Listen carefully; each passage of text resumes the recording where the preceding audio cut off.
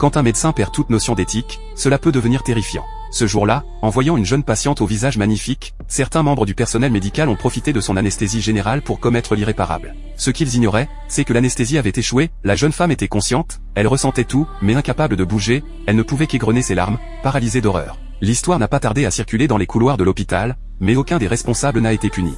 10 ans plus tard, cette victime brisée est devenue une femme puissante et déterminée. Elle est revenue, transformée en une véritable déesse de la vengeance, bien décidée à faire payer ceux qui lui ont volé sa dignité. Sa première cible, l'anesthésiste, désormais promu au rang de directeur de l'hôpital.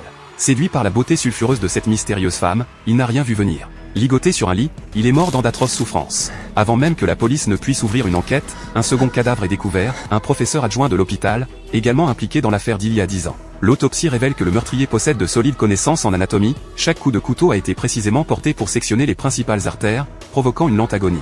Les enquêteurs commencent à fouiller le passé et finissent par entendre 2 aides-soignants qui leur révèlent les faits. 10 ans auparavant, une jeune femme victime d'un accident de la route avait été admise aux urgences. Sa beauté avait attisé les fantasmes de plusieurs médecins présents, dont les 2 victimes, mais aussi un 3e homme, aujourd'hui directeur d'une prestigieuse clinique de chirurgie esthétique. Les policiers en sont convaincus, il s'agit d'une vengeance, mais sans preuve concrète, ils ne peuvent rien faire. Ils décident alors de surveiller discrètement le chirurgien. Chaque soir, celui-ci se rend dans des hôtels. Ce que ni lui ni la police ne savent, c'est que la tueuse a déjà jeté son dévolu sur lui. Le piège se referme un soir dans un salon privé. Alors que les agents fouillent les lieux, ils croisent un serveur accompagné d'un tueur déguisé. À la vue des policiers, l'assassin laisse tomber son couteau. Il tente de prendre la fuite, mais les policiers le poursuivent. Trop tard, il s'est déjà échappé par la porte arrière. En visionnant les caméras de sécurité, un détail saute immédiatement aux yeux, pseudo-familier, cette démarche. C'est elle, la victime d'autrefois. Mais aujourd'hui, elle s'appelle Anna. Elle a changé d'identité il y a 7 ans et est désormais une célèbre actrice, auréolée de prix. Les enquêteurs la convoquent au poste pour l'interroger. Mais ce qu'elle va révéler dépasse de loin toutes leurs attentes, et fait froid dans le dos.